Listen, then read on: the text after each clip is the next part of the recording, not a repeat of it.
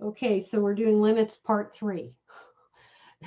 So recapping last time, we finished out L'Hopital's rule, and we also looked at something called growth rates, which is some shortcuts to evaluating limits at infinity. And we looked at when you're doing your growth rates, which functions grow faster to infinity than other functions, where they're all growing to infinity, but who grows faster. So we did that, and then we started looking at a different indeterminate type. And last time we did what I call type 1, although the book doesn't call it that. But if you get an indeterminate 0 times infinity or 0 times negative infinity, that's meaningless. Like, don't tell me, oh, that's equal to 0. You don't know. So after doing direct sub, if you get something like that, your job is to try to make the expression look like a quotient. You may have to use a little bit of algebra tricks. And then once you do, and then you use direct sub, hopefully it looks like one of the indeterminate forms that L'Hopital's rule is applicable to. And so we did 3 examples last time of this type 1 indeterminate. I'm not going to do another one, but that will come up in the type 2. So let's do type 2 now. So type 2 is where you're going to get a power and basically a power. You're going to have a base raised to an exponent as your indeterminate form. So one possibility is 0 to the 0. Please don't tell me that's 0. 1 to the infinity. Who knows what that is? That's indeterminate. Nobody knows. Infinity to the 0. Okay, do you see how all 3 of these indeterminate forms look like a power? Right. So you can't say anything about that. You have to do a lot of work. So the work that you're going to end up doing is what I call a logarithmic technique, and you'll see why. Before I show you this technique, I want to do some caveats and conditions. So the caveat is when you do these problems in MyLab Math and you click on the View an Example button, they're going to show you a slightly alternate way to do it where you exponentiate both sides. I'm not going to give you credit if you do it that way. Even if you get the right answer, I want you to do it my way. Yeah, I'm going to be one of those kind of professors where it's my way or the highway, at least for this right here. So please, if you need to watch the recording of this lecture over and over to make sure that you get the way I'm doing it, I would really appreciate it. And so will you, because you're not going to get your points if you do it their way. Their way, just to let you know, is messy. And because you're doing all your work up in the exponential area, it's very prone to error. So it's not even recommended. I'm going to show you the way where it's less prone to error. Okay? I'm giving you the better choice. So just follow my lead. I'm helping you out. Okay. So here we go. We're going to do a couple examples, and then I'm going to pick one out of the book and have you and a buddy try one. So here we go. First up, direct sub. That's always step 1 of any limit problem you're going to do, direct sub. So we're taking a limit as x goes to infinity of that weird expression. Oh my God, direct sub. Direct sub, because if you don't show me the initial indeterminate form, I take away points. I need to see what the initial indeterminate form is.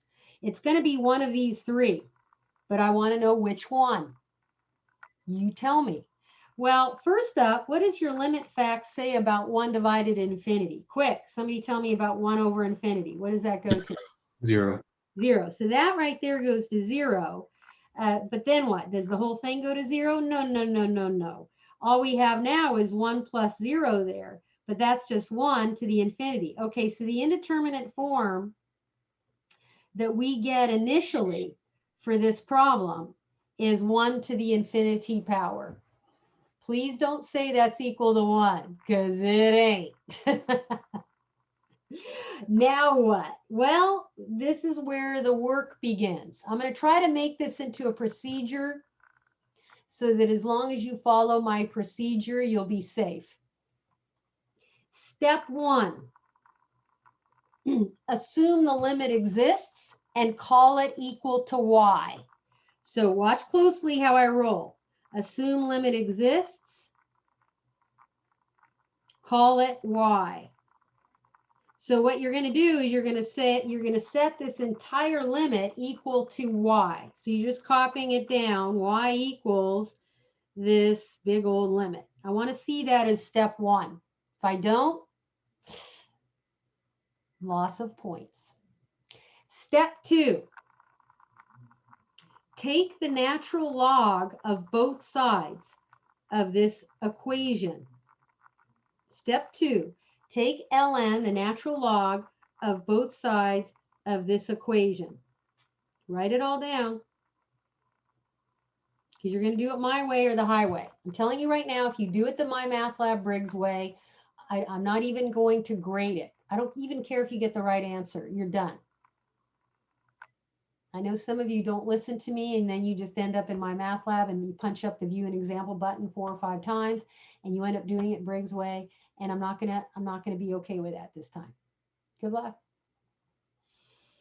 Then what? You're going to do step 3, which is legal. You're going to swap ln with lim. You're allowed to do this because both of those are what we call linear operators. So you're still going to have ln of y on the left-hand side. Continue to write it down.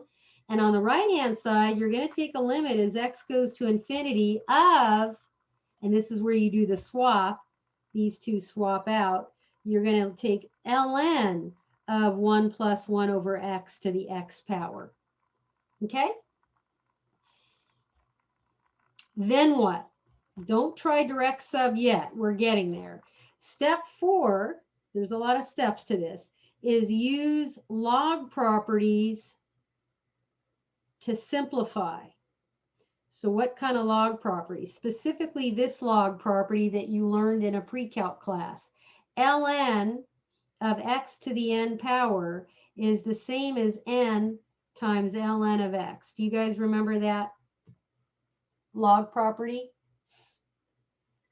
So this x can sneak out in front and become a coefficient. That's what step 4 is going to look like. So if I'm writing step 4 out, I still have ln y on the left. Continue to write that down over and over and over again. Otherwise, I'll dock you points. And then the expression that you're going to eventually take a limit of is x times ln of 1 plus 1 over x. Now, at this point, it's time for you to try direct sub. So step 5, try direct sub right now. If you get a type 1 at this point, rewrite as a quotient. Otherwise, use L'Hopital's immediately, because it's probably going to be okay. So I'll put otherwise. Does L'Hopital's apply? Because it probably will.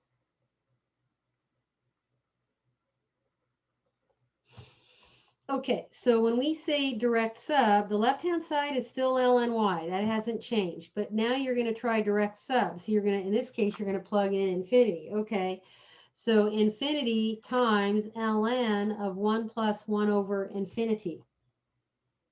But remember, 1 over infinity goes to 0. So this really looks like infinity times ln of 1. But what is ln of 1? Does anybody know? That's actually just a 0. Yeah, it's 0. But then wait a minute. Infinity times 0 is what I call a type 1 indeterminate and is meaningless. It's meaningless crap. Okay. So what do you do when you get a type 1 indeterminate form? You go back and read the directions for type 1. And if you recall, if you get one of those type 1s, you were supposed to then rewrite as a quotient. And you may have to use that handy trick I taught you, and that's going to come in handy. So let's use it. ln of y equals, and I claim that you're going to try and write the expression x times the logarithm as a quotient using the fact I told you. So you're still going to take a limit as x goes to infinity. You'll keep the ln in the numerator, and multiplying by x is the same as dividing by what? 1 over x. 1 over x. Very good. So then what? Now use direct sub on this. So you still have ln y on the left, and now you're going to substitute infinity here. Mm-hmm.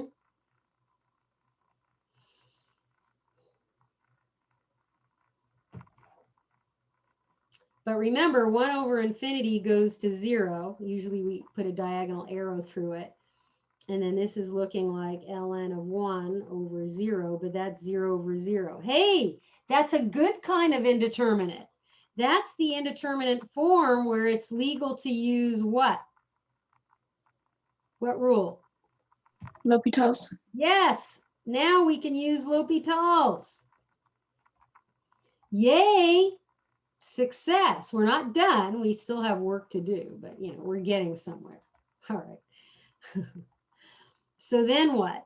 You still have ln y on the left, and you're going to have to take a derivative of the numerator. The derivative of that nasty logarithm. Well, you remember that when you take the derivative of ln of u, it's 1 over u times u prime. This is a calculus 1 rule. So the derivative of that ln is 1 over 1 plus 1 over x times the derivative of 1 over x. Let's do a little bit of scratch over here. If you're trying to take the ddx of 1 over x, that's the same as ddx of x to the negative 1, which is equal to negative 1 times x to the negative 2. I could rewrite that using positive exponents, but I'm going to skip it for now. You'll see in a moment. Because now I'm going to divide. Oops, I still got to take a limit. My bad. Oops. Now divide by the derivative of the denominator, but the denominator is 1 over x, so his derivative is negative 1 times x to the negative 2. You want to reduce to lowest terms, so the negative 1x to the negative 2 cancels, so this is what you have so far. You got ln y equals limit as x goes to infinity of this expression. Oh, cool beans. Hey, I can use direct sub now. I know there's a lot of direct subs. We keep having to use direct sub like a lot of times. It gets annoying, but you'll eventually get somewhere. Don't worry. And then we have divided by 1 plus 1 over infinity, but that goes to 0. So we have ln y equals 1 over 1, but ln of y equals 1. Now here's the common student error. But I'll give you partial credit if you make it this far. A lot of students go, okay, the answer is 1. No. Now you need to solve it for y using your knowledge of logarithms. So ln of y equals 1, when you rewrite it as an exponential statement, is the same as what? Or what is y equal to? E. Yes. So e to the 1 is equal to y. In other words, y is equal to e. And that is the final answer. The answer is E. That's a number. E is approximately 2.718, some change. It's a number between 2 and 3, a little closer to the number 3. So let's recap this because that was a lot of steps. Okay, so I may want to put some extra steps in there. So when you're doing this logarithmic procedure, first step, I should say step 0 is direct sub, because I want to see what the initial indeterminate form is. In this case, it was 1 to the infinity power, which is indeterminate. But because it's one of these indeterminate forms that looks like a power, that's how you know you're going to use this technique using logarithms. So step 1, assume the limit exists and call it y. And so we had to do this rewrite. Step 2, take ln of both sides. Step 3, swap the limit with the logarithm. That's legal. Then use log properties to simplify, and then try using direct sub at that point. Oh, but we got a type 1. That may or may not happen. So it depends. Step 5 could go either way. Could go where, boom, you immediately can apply L'Hopital's. But here we had to do a little bit of work. We had to rewrite it as a quotient. then we were able to use L'Hopital's, okay? Once we got an answer, which we got was 1 after using L'Hopital's, the final step, and don't forget this final step, I'll call it step 6, is you need to solve it for y to get the actual limit, okay? So yeah, that took some time, I know.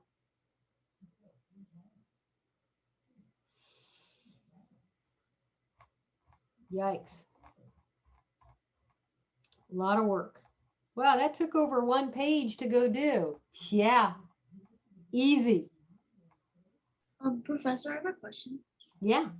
When you did the derivative, like after like we found out we could do the L'Hopital's, why did you get the -1 times the x to the -2 in the denominator? Because I was applying L'Hopital's to this. Can you see my screen? Oh, okay, that makes sense. So I took the derivative of the numerator that involved the chain rule with log, and I got 1 over the 1 plus 1 over x times -1x to the -2. But I have to divide that by the derivative of the denominator, yes? Yeah, okay. Sorry, I forgot about that. Yeah, no, it's okay. There's a lot going on in this problem. Thank you. Mm-hmm. But lucky for us, these -1x to the -2's canceled, huh? Thank goodness. Thank goodness it's simplified. We like that. We like that a lot. So let's try another one where we'll get a different answer. And then I have one cooked up for you. I'm pulling it out of the book. Okay. So let's take a look at this one. This is a one-sided limit. You're approaching 0 from the right. Okay, fine. And that's not going to affect us too much, so don't get too worried about it. But it's legal to use L'Hopital's on one-sided limits. So first up, do direct sub. Okay, so direct sub says sine of 0 raised to the 0 power, but that's 0 to the 0, and that's indeterminate.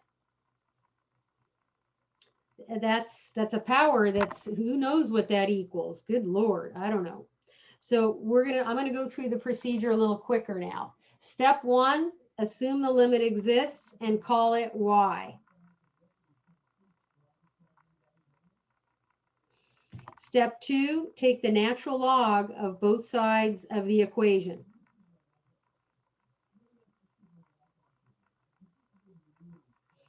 Step 3, you're allowed to swap the logarithm and the limit. That's legal because they're both linear functions. Just go and do it.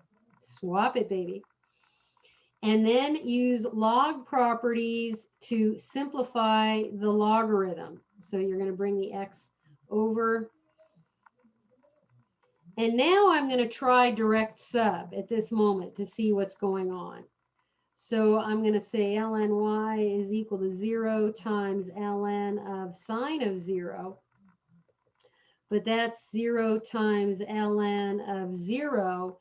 Does anybody remember what ln of 0 is equal to? It's not equal to 1 and it's not equal to 0. Check your limit facts. Infinity? Close. Negative infinity. Oh, my negative. Negative infinity. But this is one of those type 1 indeterminate forms, which is also meaningless garbage.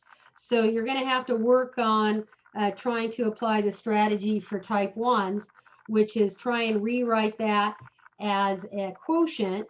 And you remember you're still going to take a limit as x approaches 0 from the right. You're going to take the ln, leave that up in the numerator, and multiplying by x is the same as dividing by 1 over x. And now try direct sub.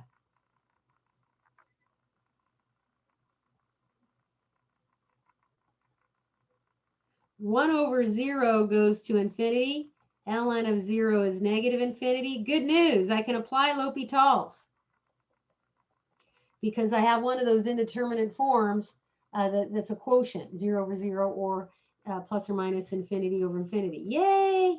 So we're still going to have ln y. We're still taking a limit as x approaches 0 from the right. We're going to take the derivative of the numerator. That's going to be 1 over sine x using the chain rule, times the derivative of sine x, which I believe is cos, divided by, and this is where it gets kind of dicey here, the derivative of 1 over x. Remember, it was -1 times x to the -2. Now, this is a hot mess. Here's the thing. You could end up in an infinite loop here where it's a nightmare. So don't try direct sub yet. What I would do is I would try to rewrite this as something a little bit more simple. So let me do some scratch over here. Let's work on this yucky looking quotient. We have cosine x over sine of x. And if I rewrite the denominator using positive exponents, I have that. Okay. But if I turn this into a multiply problem and multiply by the reciprocal of the denominator, I have that. And I could leave it like that, but I'm going to end up having to use the product rule if I stick with it. So what I'm going to do is, would you agree that this cosine over sine is cotangent? Yes. Okay, now this doesn't look like a quotient though, so that sucks. So I'm going to use one more identity from trig, that multiplying by cotangent is the same as dividing by 1 over cotangent, but since cotangent is just the reciprocal of tangent, this is going to look like -x² over tangent, and that's the one I'm going to go with. Really? Yeah. So I'm done with the scratch. I know that seemed like it was kind of crazy, but I'm going to now, I rewrote my quotient as a different quotient, -x² over tangent. Now when I try direct sub, I get -0² over tangent of 0, but that's equal to 0 over 0. Okay, now what? L'Hopital's again. Oh man, this problem is turning into a nightmare. I know, but there is a light at the end of the tunnel. Let's hope it's not an oncoming train. Ha, ha, ha, ha. Oh, I cracked myself up. Okay, so I'm still going to have ln y. I'm still taking a limit as x approaches 0 from the right. Let's apply L'Hopital's to -x² over tangent x. So the derivative of the numerator is -2x. The derivative of tangent x is sec² x. Now try direct sub.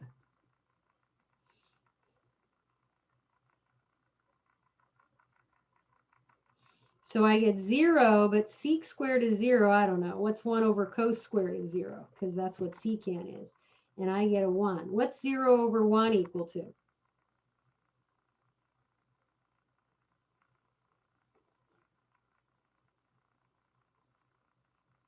0. Is that the answer? No. No. You need to solve for y. So what are we saying? We're saying that y is equal to e to the 0, but that's 1. And this is the final answer. So to recap, this took us a while. This was hard. I won't lie, it's hard. But what is harder, this or trig sub? This. You think this is harder? Yeah, I like trig sub better. You like trig sub? Okay. Well, I understand.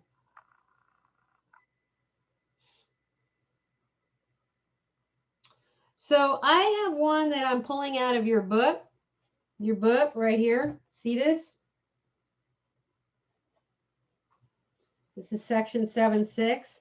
So this is not in your course reader, but I want you and a buddy to write this down because I'm going to put you in breakout rooms.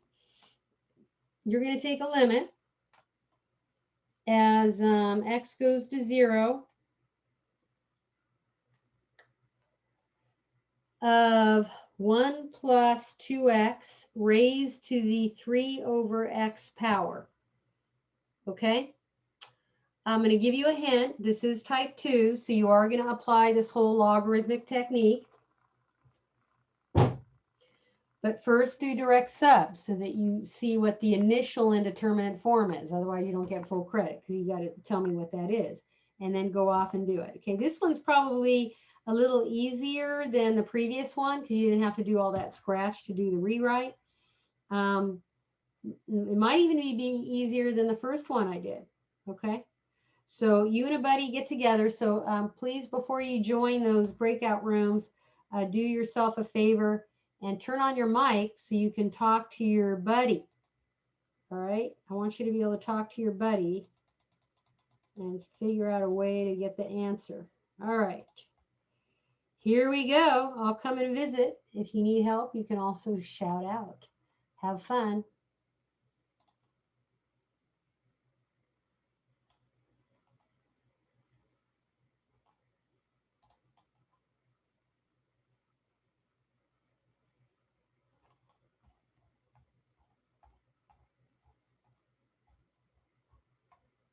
Hmm.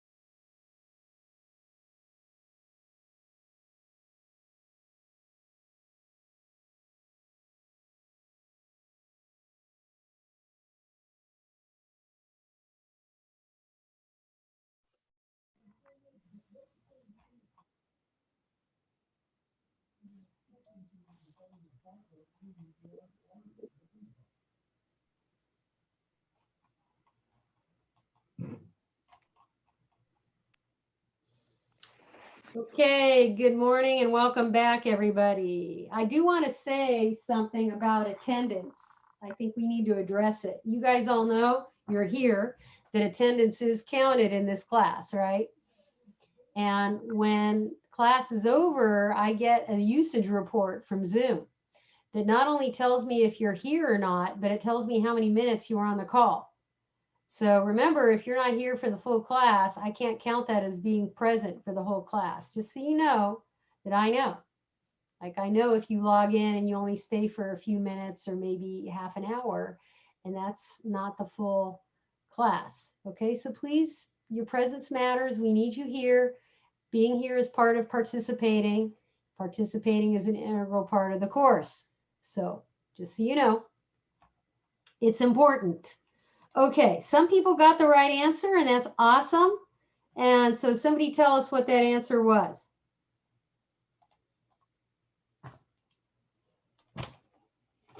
I got e to the 6th. Yeah, the answer is e to the 6th. That is correct. Did anybody else get that answer? You guys with your buddies? Yes, go into the yes, no. Yep. Okay, yeah, some people are saying in the chat, yes, yes, yes, yes, yes, yes. Okay. All right.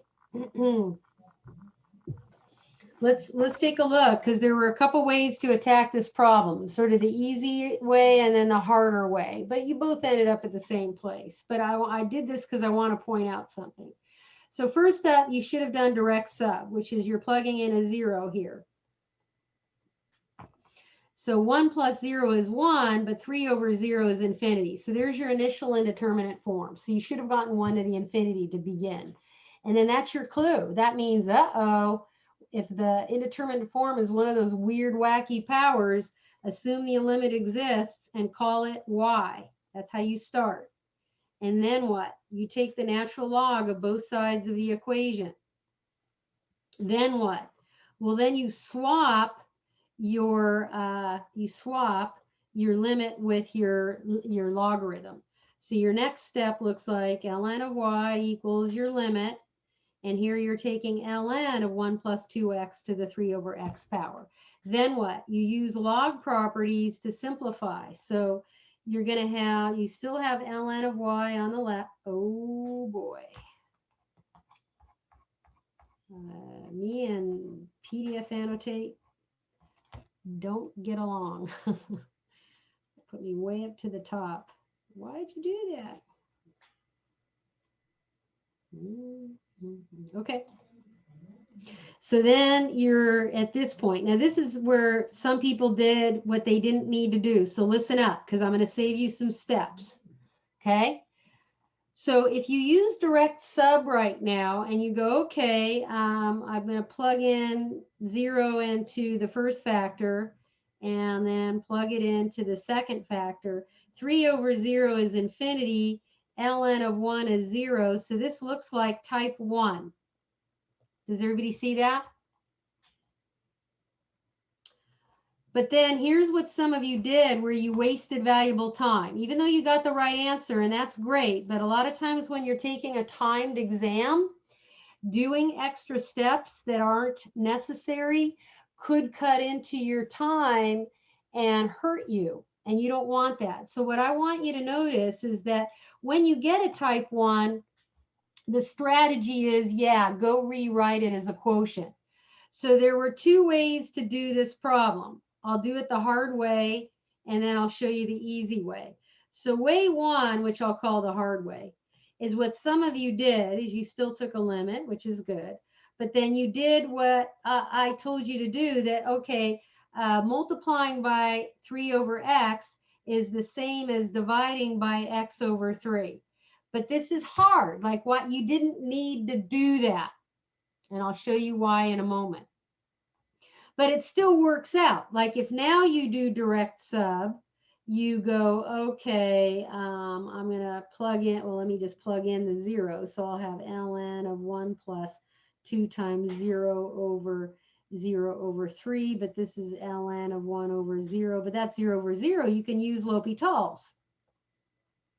And so now you go, okay, I'm going to use L'Hopital's, fine. And then that means you're going to take a limit still, as x goes to 0, and you're going to apply L'Hopital's to this quotient. So what is the derivative of the numerator? Okay, well, the derivative of ln 1 plus 2x is 1 over 1 plus 2x.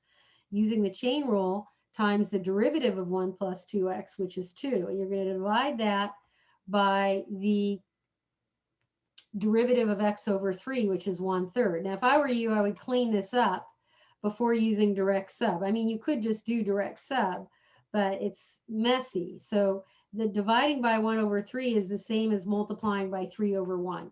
I'm going to stop right here. Let's just save this for later. And I want you to see way number 2, which is way easier. Okay, since we got a type 1, it's like, oh man, I got to rewrite this as a quotient. But folks, this is already a quotient. What do you mean? What do you mean? Watch closely. Come on, people. Do you see how multiplying by 3 over x with the logarithm means the same? Because you guys took algebra. You know this to be true. You're algebra graduates. Isn't it the same as 3 times the logarithm divided by x? Do you see it already is a quotient? Hello? Yes. I mean, some of you went and you rewrote it like this. Okay, that's great. And you're going to end up in the same spot. But you didn't have to. And this is clearer because once I do direct sub right now, I get 3 ln of 1 plus 2 times 0 all over 0. But this is 3 times ln 1 over 0, but that's 0 over 0. Go ahead and use L'Hopital's right now. So then when I use L'Hopital's, I'm running out of room here. So then when I use L'Hopital's, I'm still going to take a limit, but then the derivative of the numerator is 3 times 1 over 1 plus 2x times 2, divide by the derivative of the denominator, which is just 1. And now when I use direct sub, I get 6 over 1 plus 2 times 0, but that's 6 over 1, which is 6. So I have ln of y equals 6. And then I solve for y, and I get y is equal to the e to the 6. Now, for those of you who did it this way, you're still almost there. You just did some extra work because now you do direct sub and you get the 6, and you'll still end up with e to the 6 as your final answer. So I just want to point out is sometimes your expression is more easily written as a quotient where you don't use that trick. You don't have, multiplying by 3 over x, you already have a quotient. So when do I do that little trick? I only use that trick of multiplying by something is the same as dividing by its reciprocal when my factor is x, not a 3 over x or something like that. Like look at this first problem I did way back here where I had x times ln 1 plus 1 over x. That one is a perfect candidate for using that trick that multiplying by x is the same as dividing by 1 over x. So that's where you would use it. You don't have to always use it though. So that I hope you learned that from doing this problem, okay? If not, then knock yourself out and do it the hard way. Here's my meme. If infinity times infinity is infinity and 0 times 0 is 0, those are true, then what is infinity times 0? Well, remember, infinity times 0 is indeterminate. We don't know. Okay, so I'm done with the second type of advanced limit problems. And you got a chance to do one. Now let's look at the last type. The last type is when you get a difference of infinity. And a lot of people might look at that and go, well, that should be equal to 0. Because look, 10 minus 10 is 0, and 5 minus 5 is 0. Why is it infinity minus infinity? Well, because you have different types of infinities. For example, just to give you sort of a weird application, suppose This first infinity represents the total number of real numbers in the world. And there's a lot of real numbers. You've got 0, 1, 0.5, 0.52, 3.57, pi, e, square root of 2. I mean, you have infinity numbers. If you look at a number line here, I mean, you're basically talking about every single number on the number line, and that's an infinity number of numbers. On the other hand, what if the other infinity represents only the total number of integers in the world? Now, integers are real numbers. Integers like 0, 1, 2, 3, -1, -2, -3. I hope you can see that there are an infinite number of integers in the world. That's an infinite set. But it's going to be less of an infinity, if you will, than the total number of reals. I don't know if this helps make sense. So if you're going to do infinity minus infinity, you're still going to end up with infinity if you think of it that way. But let's see what happens, because sometimes you do get a finite value and sometimes it blows up. Who knows?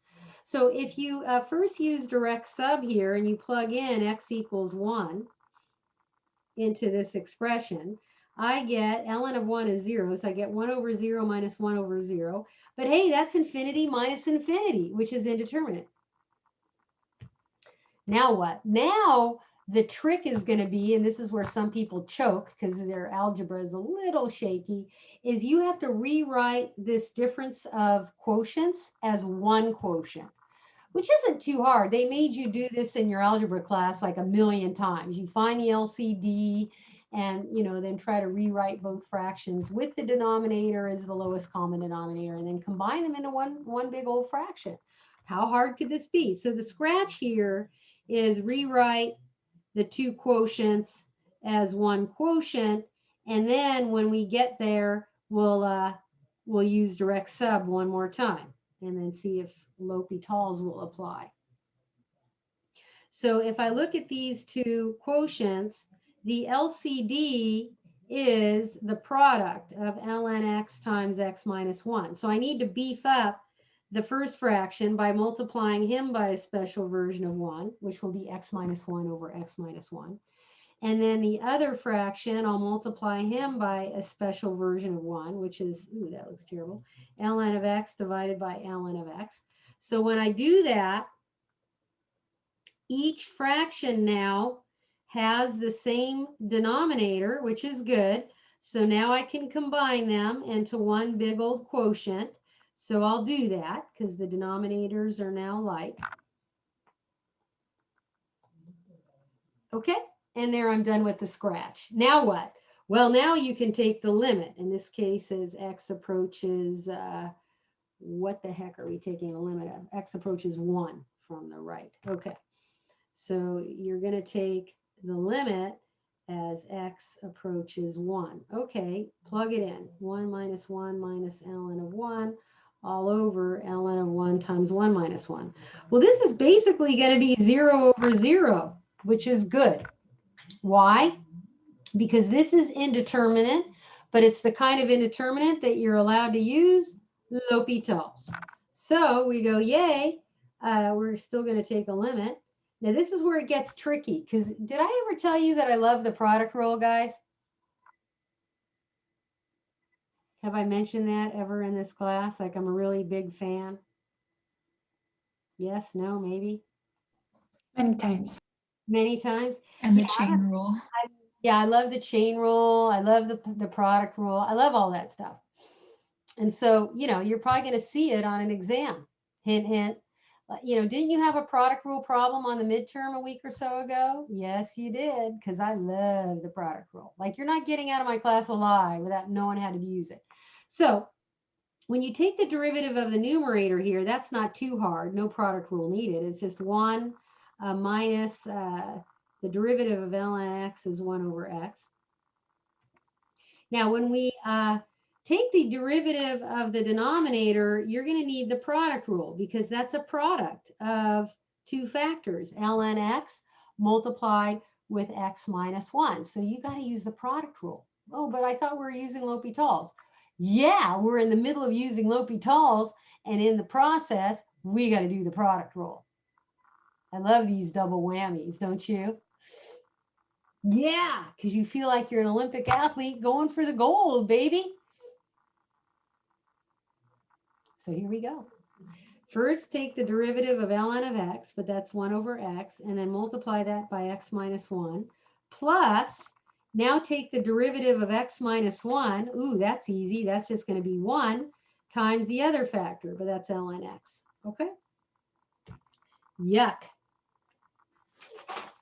Should I clean this up first? I would, because I don't like fractions inside of fractions, because if you keep it that way, it might get a little messy. So my advice to you is before you use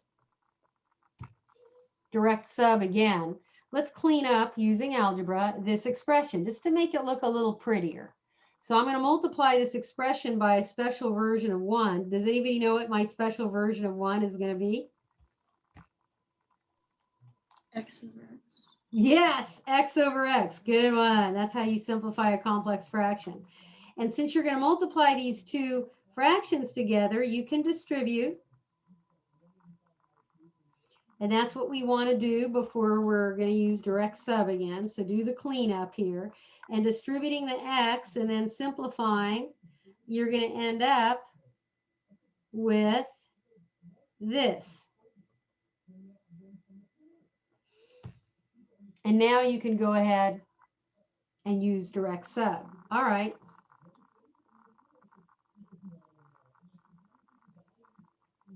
But then ln1 is 0, and 1 minus 1 is 0. So then I get 0 over 0 again. Oh, man. Ugh. Now what? Use L'Hopital's again. Really? Yeah. Yeah, LH again. Okay. So I'm going to take a limit again. Keep writing down limit because you're going to still keep doing it. Well, at least the derivative of the numerator is pretty easy. It's just 1. And the derivative of the denominator, well, the derivative of x is 1. Derivative of minus 1 is 0. You're going to need the product rule again. Oh, seriously? Yep. You know I love that product rule. Oh, yeah. Okay, so if I take the derivative of x times ln x, first take the derivative of x, that's 1, multiply it by ln x, plus the derivative of ln x is 1 over x, and times that by x. And then this reduces to 1, which isn't too bad. Now do direct sub. Okay, so what happens when we do direct sub on this beast? We'll have 1 over 1 plus ln of 1 plus 1. But ln of 1 is 0, but this is 1 over 1 plus 1, which is a half, and we're done. Woohoo! Success! We got an answer. A half.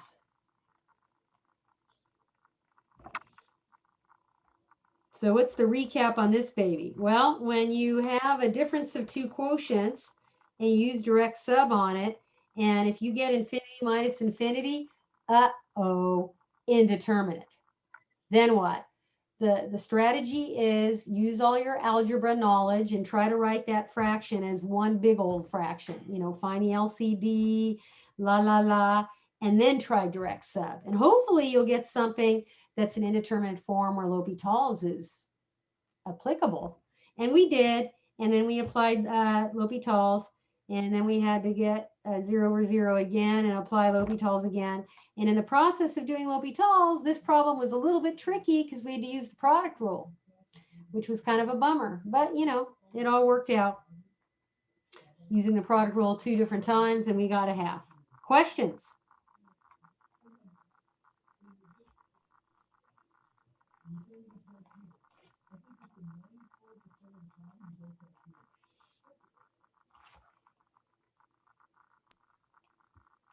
Are these kind of problems in the quiz? Yeah. Yes. Yep. So know how to do it.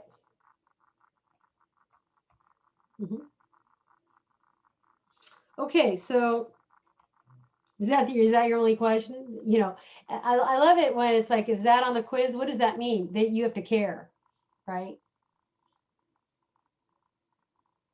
Because if I said, oh, that wasn't going to be on the quiz, then you wouldn't study it. But it will be, because I love product rule, people. I'm going to put at least one on there where you're going to have to use the product rule. Yeah, know it. Okay, I'm going to do one more of these, and then we're going to move on to a sort of another type of deal, which is kind of exciting. So check out this baby. This is a difference of two quotients. If I try direct sub on these two quotients, what do I get? Well, I get 8 divided by 4 minus 4. That's 8 divided by 0 minus 2 divided by 2 minus 2. That's 2 over 0. That's essentially infinity minus infinity. That's indeterminate. We don't know what that is. Then what? Well, infinity minus infinity means try and rewrite the difference of those two fractions as one big fraction. And this is where students blow it because they forget how to do LCD, which is kind of weird. So let's take a look at this and do some scratch.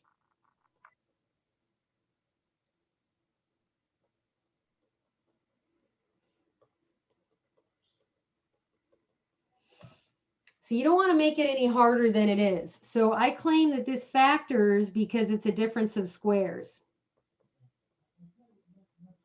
And if you recall, if you have a difference of squares like a squared minus b squared, it factors quite nicely as a plus b, a minus b. So that first fraction, if I rewrote it in factored form, looks like that. And the reason why I'm doing that is so that I can see what the LCD is. What is the lowest common denominator for these two fractions?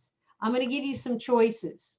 Okay, so choice number 1 is x plus 2, x minus 2.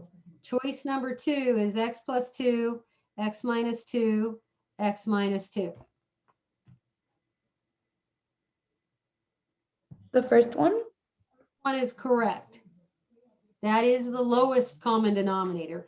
The number 2 is a common denominator, but it's not the lowest. So unless you like pain, why would you do that to yourself? So the first fraction already has the lowest common denominator. So we're going to multiply the second fraction by a special version of 1 in order for him to be able to have the common denominator here. So we just have to multiply him by x plus 2 over x plus 2, like that.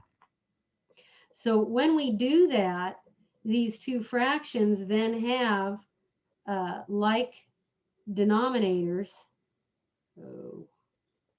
So then you can rewrite them and combine them into one big old fraction, right?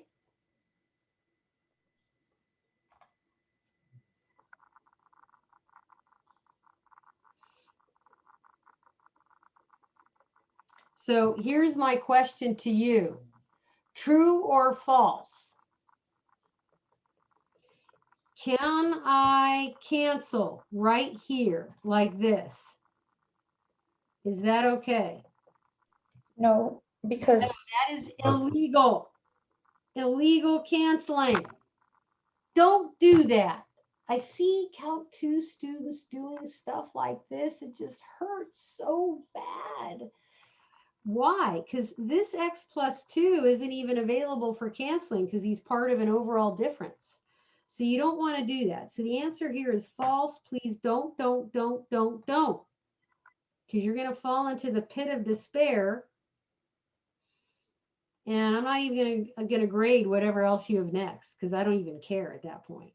What should you do? What I would do, just to clean it up a little bit, is distribute the minus x over the sum just to get 8 minus x squared minus 2x in the numerator. And that, I don't believe, factors, and even if it did, who cares? Does it? Yeah, maybe it does. Let's leave it. So now what? I don't think that does factor nicely. Yeah. So now we're done with the scratch. Great. So what are we doing? We're taking a limit as x approaches 2 from the right of this new expression, which is equivalent to the original. It's just that we found the like denominator. Okay, if you plug in the 2 by using direct sub, what are you going to get? 0/0. I get 0/0. So what does that mean? L'Hopital's. Now, before I apply L'Hopital's, if you don't mind, I'm going to treat the denominator as x squared minus 4, so I don't have to apply the product rule. And it'll be a little bit quicker to take its derivative, because the derivative of the denominator is just going to be 2x, and the derivative of the numerator is negative 2x minus 2. And now when I do direct sub, plugging in the 2, I think I'm going to get an answer. I have negative 6/4, but that reduces to negative 3/2. And that's the final answer. Woohoo! Yahoo! We got it. So at least we didn't have to use the product rule on that one. So let's recap. The last two examples were the last and final type of weird indeterminates, and this indeterminate was the kind where you get infinity minus infinity. If you ever get that, you can't apply L'Hopital's on that. You're going to rewrite the expression so it's one big old fraction, then use direct sub, and hopefully then you'll get an indeterminate where L'Hopital's is okay to use. Then you apply L'Hopital's as many times as you need to, of course, until you hopefully get an answer. Yay, and then you win the game. Any questions on that?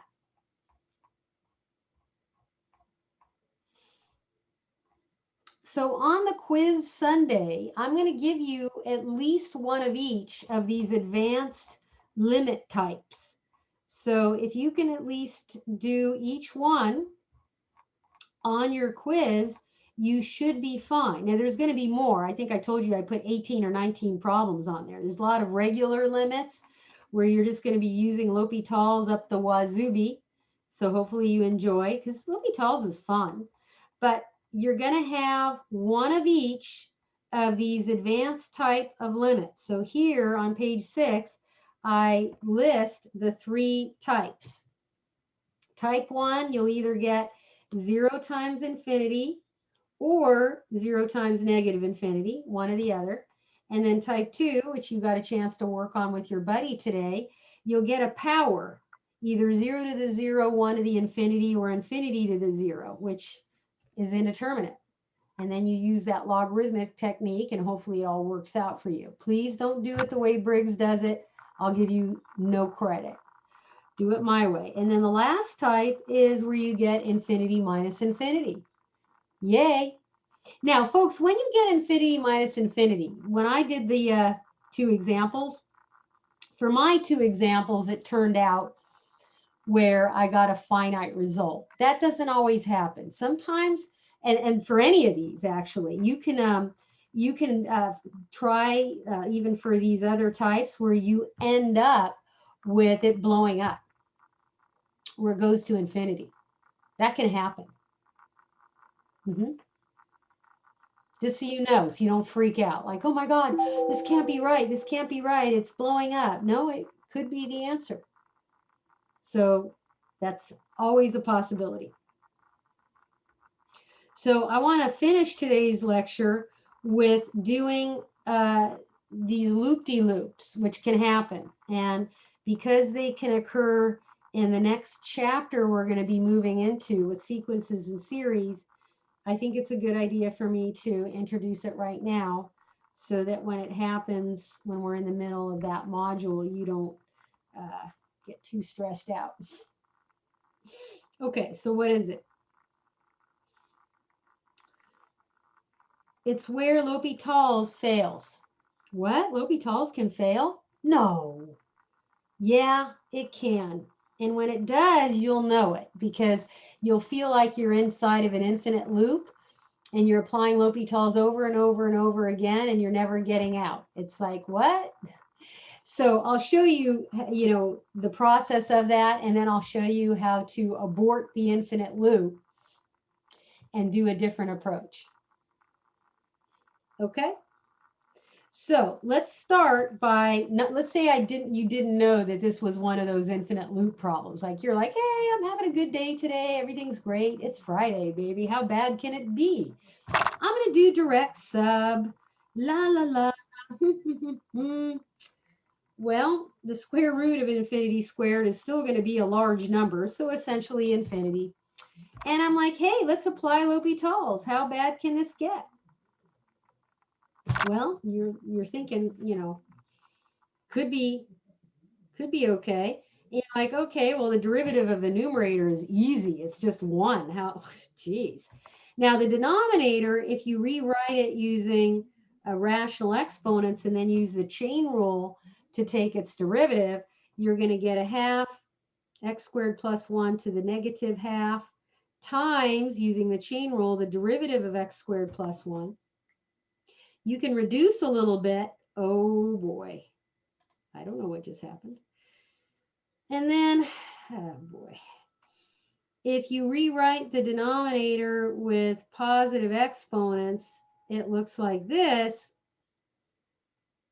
And then this looks pretty ugly. So how about if I just rewrite it, turning it into a multiply by the reciprocal problem, like this, like so. And you know, if I rewrite it again, where I put the radical back in, I end up like this. Now, look at this problem right now. Doesn't it look like the reciprocal of the original? Because it is.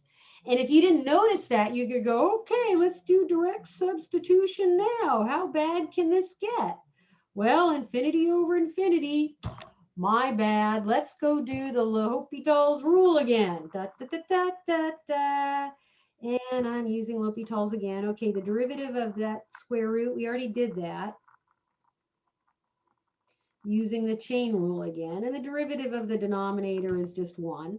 And then if I rewrite this, I'll do the 2's cancel, and I rewrite this with positive exponents, and I can even put the radical back in. Do you see this problem is exactly the same as the original? We got nowhere. Congratulations, you just ended up nowhere. You right back where you started. Well, wasn't that fun? You just wasted valuable time doing a bunch of nothing. That's really frustrating. It's like, okay, now what? Well,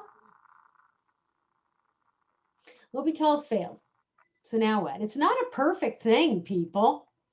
So let's see if you understand this. Now, by the way, I've taught Calc 1 many times, and you may have seen this technique in Calculus 1, because I don't teach L'Hopital's in Calculus 1, and so I teach an alternative technique. And so let's just show you what that alternative technique is in case you didn't see it in Calculus 1. So you're going to multiply by a special version of 1. Of course, you know, isn't that the meaning of life? Just multiply by a special version of 1? Ha, ha, ha. Okay, I know, not that funny. Okay. The question is, what's the special version of 1? So what you're going to do when you look at this problem is you look at the highest power x that happens, which is x squared, but it's under a square root. So really the highest power of x in this whole problem is just x. So you're going to multiply by 1 over x divided by 1 over x, but not really. Watch out. What do you mean? Well, when I multiply these two fractions together, the two numerators, of course, multiply together just fine. X times 1 over x reduces to 1. But it's kind of difficult to multiply a square root with an expression that doesn't have a square root. So what we're going to do, and this is the thing that I need you to buy, I need you to buy that 1 over x is equal to the square root of 1 over x squared, as long as x is positive, when x is a positive result. Because usually the square root of x squared is absolute value. But if x is guaranteed to be positive, we can strip off the bars. Okay? Do you guys buy this?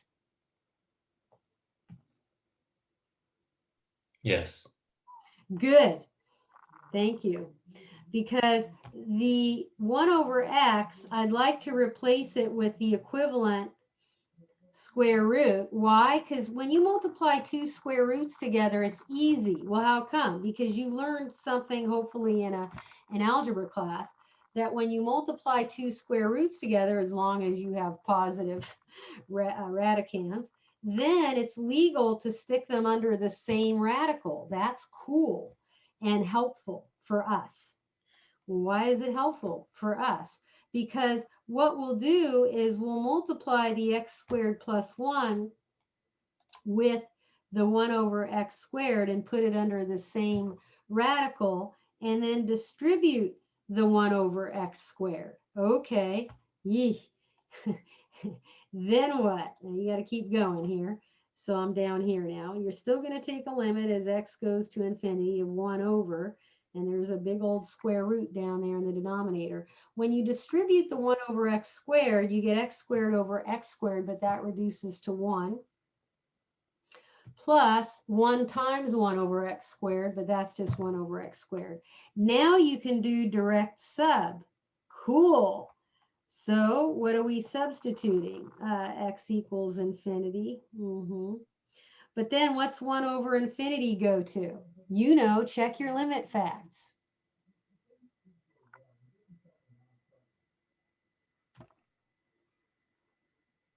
Zero. Final answer, 1. And we're done. So pretty cool beans, huh?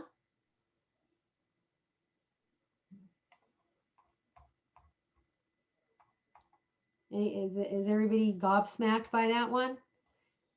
Okay, using the reactions, those yes, no buttons, go vote yes or no if you've seen this technique in a previous class, whether it's pre-calc or calc. Go vote yes or no in the yes, no reaction buttons. Keep going. Interesting. Woo, interesting. A lot of you have not seen it. Okay, so it looks like, well, not everybody's voting, but we have 12 no's, 13 no's, and 3 yeses. So, well, at least you got to see it here first. I showed it to you. So I'm going to show it to you one more time, and then after that, we're done for the day, okay? And then we're officially done with limits, but they're not going away. I just want to really remind you that you have to really know your limits like cold, in your sleep cold, when we jump into that big module after spring break, sequences and series, because that's all we're going to be doing. Not all, but a huge portion of it is really getting those limits. Okay. And then when we do improper integrals next week, we got to do more limits. What am I saying? Okay, check out this really wacky problem here. Limit as x goes to infinity. We got a square root of some junk minus x. So if you do the direct sub, a square root of, you just look at the highest power term when you're looking at junk under a radical, you know, square root of x, square root of infinity squared is essentially infinity. Okay, we get infinity minus infinity. Oh my God, didn't we not just do that like 10 minutes ago? Yeah, we did. It was on the previous page. We did a couple of these infinity minus infinity problems. Oh man, not that again. This is a hard one. This is one where you end up in one of those loop-de-loops. Well, you're still going to tackle it the same way, the starting step, where you still have to write this beast as a quotient. But there's no denominators. Like, you know, the other ones we were finding an LCD and rewriting it as a big old quotient. You know, these aren't fractions, I know. So the trick is going to be, you're going to multiply this expression by a special version of 1. Yeah, of course. Right? By a special version of 1, which involves the radical conjugate. I know. Like, I don't make this stuff up, people. I just report it. Don't shoot the messenger, for crying out loud. Come on now. So you're going, well, what's the special version of 1 now? And you can think of this original expression as a fraction. You can give it a denominator 1. You're going to multiply by a special version of 1 that involves the radical conjugate of that expression. So instead of the square root minus x, it's going to be that yucky square root plus x. Okay, Now you're going to multiply these two fractions together. Are you serious? I wish I were joking, but I'm not. Now the numerator, you can FOIL it out, but I want you to notice that the numerator looks like the factorization of a difference of squares. So when you multiply it out after you use FOIL, it's going to end up being a squared minus b squared. So it's going to end up being the radical squared minus x squared. Now the denominator is not going to be pretty. It's still going to be the square root of x squared plus 5x plus 2 plus x, and there's no way around it. But once you square root or square something that's radical, this is just going to end up being the radicand. And then the x squareds cancel. All right, great. Oops. Then what? Well, this is what we have so far. We have 5x plus 2 all over the square root of this x squared plus 5x plus 2 plus x. And you're going to take the limit of this as x goes to infinity. Well, you get 5 times infinity plus 2 all over square root of infinity squared plus some junk plus infinity. And you're basically going to get infinity over infinity. So here's the thing. You could use L'Hopital's, but I got bad news for you. You're going to end up in one of those loops, like the previous problem, where you kind of go round and round and you end up with basically right back where you started from. And then that's going to be really annoying. So what I'm going to do is I'm going to start doing L'Hopital's rule. So I go, all right, the derivative of the numerator is 5, like that. And then the derivative of the denominator is 1/2 x squared plus 5x plus 2 to the negative 1/2 times the derivative of x squared plus 5x, which is 2x plus 5, plus 1, because the derivative of this x is 1.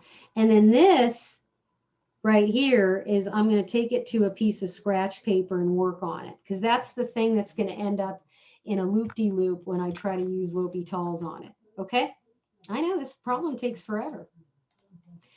Ew. So that beast, so if I just look at that beast, if I rewrite it using positive exponents, I have 2x plus 5 over the radical, basically. And if you try taking this limit as x goes to infinity, it has that same look as that one, that loop-de-loop. This is going to end up in a loop. So I don't want to end up in a loop. So I'm going to multiply him by a special version of 1. Oh, yeah, you got this. What's going to be the special version of So what 1? happened to the 1/2? What 1/2?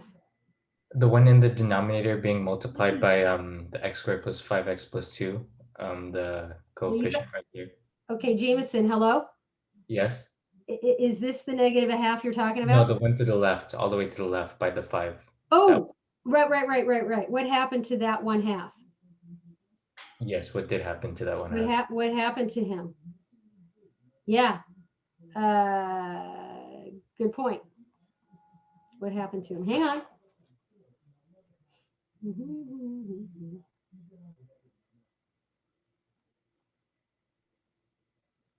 Yeah, he should still be there, right? I think so. I believe so. Yeah, so let's keep him there. So he'll be down in the denominator. Okay. Thank you. Let's see what happens here. This is going to work out or not.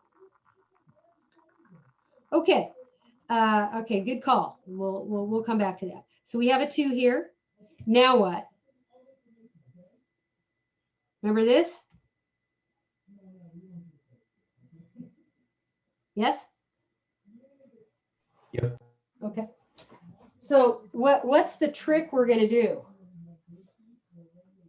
Do you remember? Special version of 1? Yeah, this is the special version 1 that I'm doing right now. You're gonna put a radical for the denominator 1 over x. Yeah, this one's going to have a square root with it, right? Do you see that? Because I want to be able to multiply these two guys together, not the 2, I'll leave it out.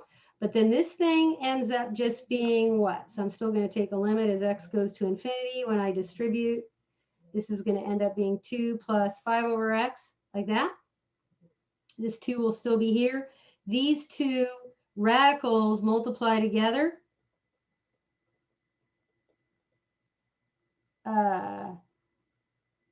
This is supposed to be an x squared, sorry. And then when you distribute this guy and clean it up a little bit,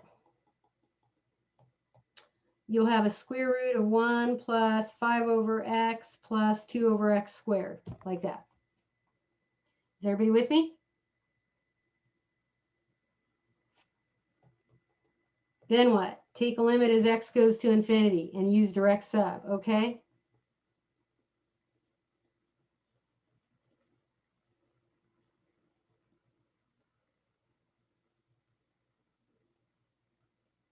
So 5 over infinity goes to 0. 5 over infinity goes to 0. 2 over infinity goes to 0. All that goes to 0. Not all of it. The 2's don't. So what are we left with? We're left with 2 all over 2 times square root of 1. But that's 2 over 2. But that equals 1. Everybody with me so far? Yep. So I'm done with a scratch. So then I come back to where I was, and Jameson pointed out my half, which is good because this is going to work out. So this whole mess here, after we did all the limit junk on him, turned out to be a 1. So our final answer is 5 all over 1 plus 1, which is equal to 5 halves. And that's the final answer.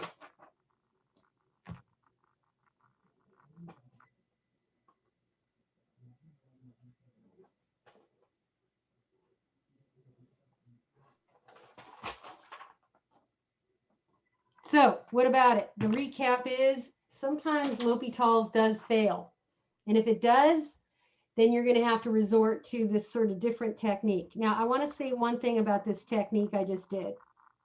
I had a student last semester who they didn't want to learn L'Hopital's. So instead of using L'Hopital's, they used like this technique that I just showed you with the special version 1 all the time, and never bothered even trying to get or study L'Hopital's. Now, let's just say they is unfortunate, you know, and I tried to talk with them and go, hey, you know, we only use this when L'Hopital's fails. Please don't do it like whenever. And, you know, they eventually withdrew from the class. But, you know, I want to say that, look, this isn't something that you do all the time. You only use this technique if you end up in some infinite loop when L'Hopital's is failing. L'Hopital's usually is very nice. It's a wonderful, powerful tool, and you want to use it. That's what this whole class is about, is using tools when you can. Okay? Any questions on this? Professor, can you go down to letter B real quick? I just want to see some of the work. Sure. A little bit down. Yeah, right here. Let's see, a little bit more down.